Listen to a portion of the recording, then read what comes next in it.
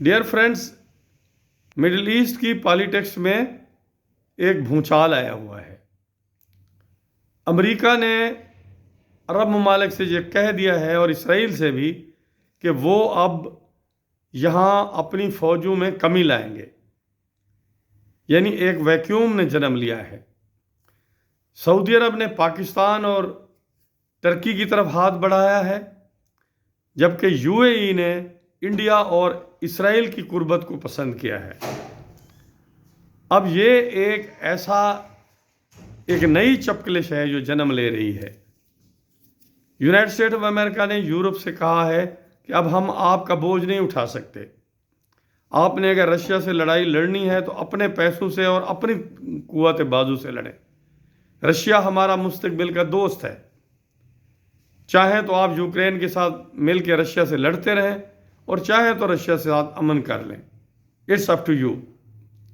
اسی طرح سعودی عرب اور اسرائیل کو بھی کہہ دیا ہے امریکہ نے کہ اب ہم آپ کے تحفظ کے لیے ہر وقت موجود نہیں ہوں گے، آپ اپنے دوست دشمن منتخب کر لیں۔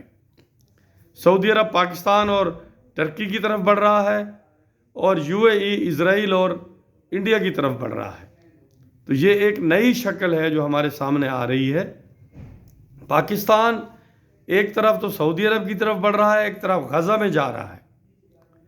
غزہ میں جانا ویسے تو دور سے ہمیں بہت اچھا لگتا ہے کہ فلسطینیوں کا تحفظ کرنا ہے، مگر وہ ایک دلدل ہے۔ اس دلدل میں جائیں گے چونکہ فلسطینی اتنے ریڈیکلائز ہو گئے ہیں ایران کے ساتھ مل کر کہ وہ کسی معقول بات کو سننے کے لیے تیار ہی نہیں ہوتے، اور اسرائیل کمزوروں کے اوپر ظلم کا اس طرح عادی ہو گیا ہے کہ وہ بھی کسی کی بات سننے کو تیار نہیں۔ پریزیڈنٹ ٹرمپ کوشش کر رہے ہیں اور بہت سارے ممالک کو ایک پیس امن کی ایک کمیٹی انہوں نے بنائی ہے جس میں بہت سارے ممالک کو دعوت دی ہے۔ وہ یہ چاہ رہے ہیں کہ یہ فلسطین والا ظلم و تشدد اور قتل و غارت بند ہوتی ہے یا نہیں، یہ کشمیری اسرائیل اور ہمارے فلسطینیوں کے اوپر ہے کہ کیا وہ ایک دوسرے کو قبول کر سکتے ہیں کہ نہیں کر سکتے۔ لیکن پاکستان وہاں جا رہا ہے۔ اسرائیل یہ توقع کر رہا ہے کہ جیسے اردن میں پاکستان نے فلسطینیوں کے ساتھ سلوک کیا وہ غزہ میں بھی یہی سلوک کرے، لیکن پاکستان تو اب اس کے لیے تیار نہیں ہے۔ وہ ایک وقت تھا، گزر گیا۔ دیکھنا یہ ہے کہ کون فلسطینیوں کی مدد کرتا ہے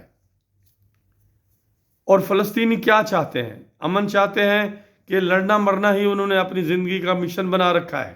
دیکھتے ہیں کیا ہوتا ہے۔ لیکن اس سے بڑی گیم سعودی عرب، پاکستان اور ادھر انڈیا اور یو اے ای کے درمیان ہونے جا رہی ہے، اور مڈل ایسٹ میں ایک نئی چپکلش کا آغاز ہو رہی ہے۔ پاکستان کے لیے مسئلہ یہ ہے کہ پاکستان کے پاس وسائل نہیں ہیں۔